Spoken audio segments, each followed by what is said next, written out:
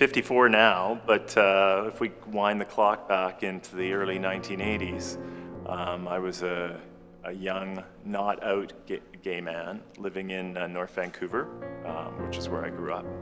And, you know, thinking that you're the only person like yourself in the entire planet.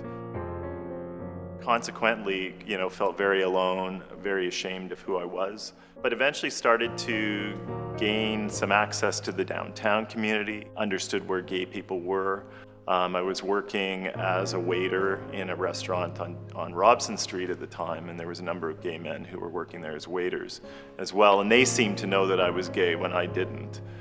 Eventually, I heard about this nightclub, the Gandhi Dancer, and which is an iconic nightclub in Vancouver. And I made several trips there, sat in my car and didn't go in.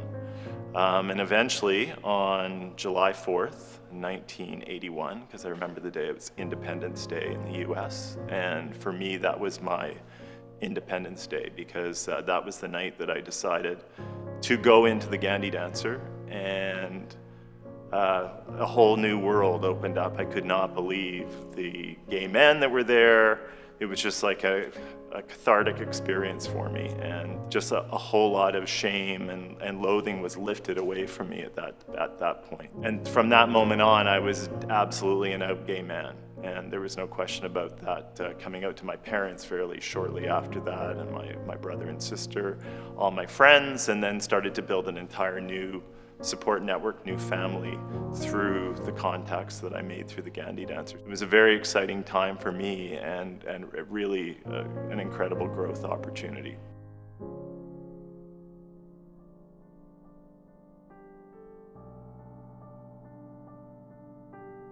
After coming out, I realized there was a developing gay sport community in Vancouver. So I went to play volleyball one night in the Vancouver Gay Volleyball Association, and never missed a night after that. I was playing all the time.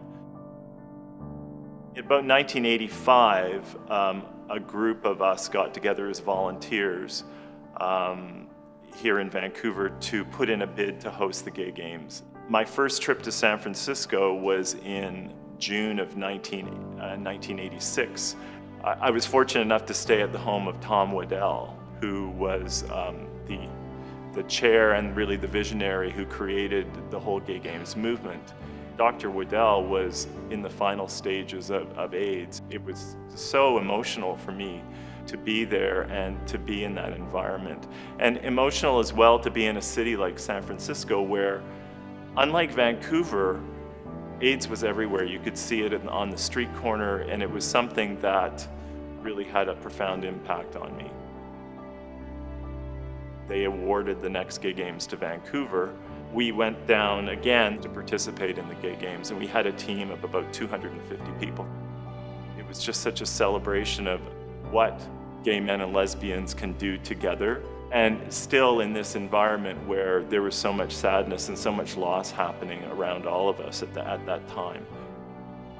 The board decided to hire me as the executive director for the last year.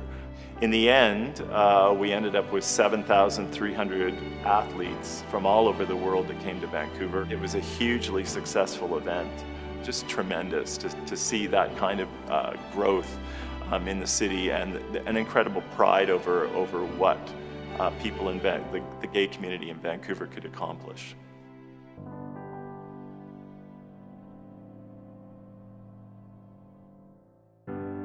I was approached by a couple of people who suggested that I might consider the job at AIDS Vancouver, because Brian Peel, the current executive director, had decided that he was going to leave the organization.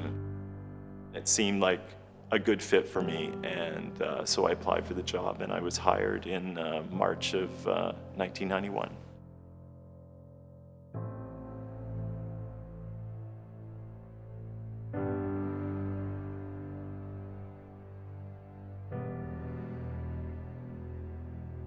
One of the first people I met when I went on the job was to meet with John Blatherwick, the Vancouver Health Department.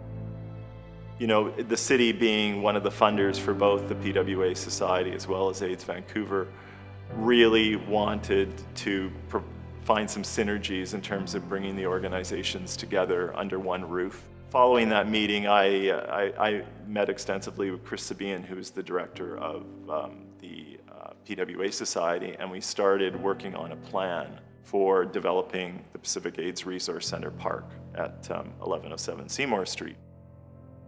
Moving into PARC was a lot of work. We were dealing with two organizations that had very different cultures. Obviously, the work that they were doing was very, very political, very motivated on creating change.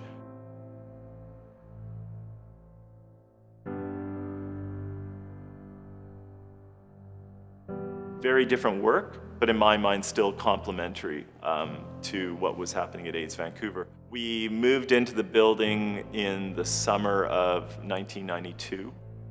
It went actually very smoothly moving into the building. It was good to be in a place together. It was great for me to be able to interact with the people at PWA and to get that sense of working together. But at the same time, it was a struggle. It was a struggle for all of us. You know, there was people dying on a regular basis. So much loss happening. I remember Pei Lim, who was one of the directors of the PWA Society. I remember just before he died, he gave me a tie, and I still have the tie to this day, and I will always remember that.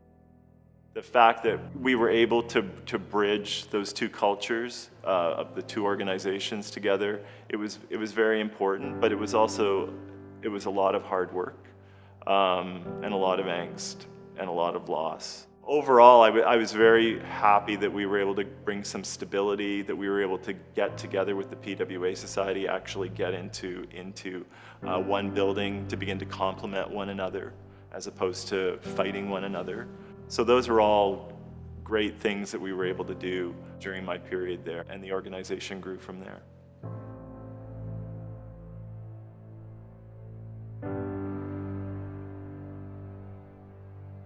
AIDS Vancouver has always played a huge role in the development of policy and change within the Canadian environment.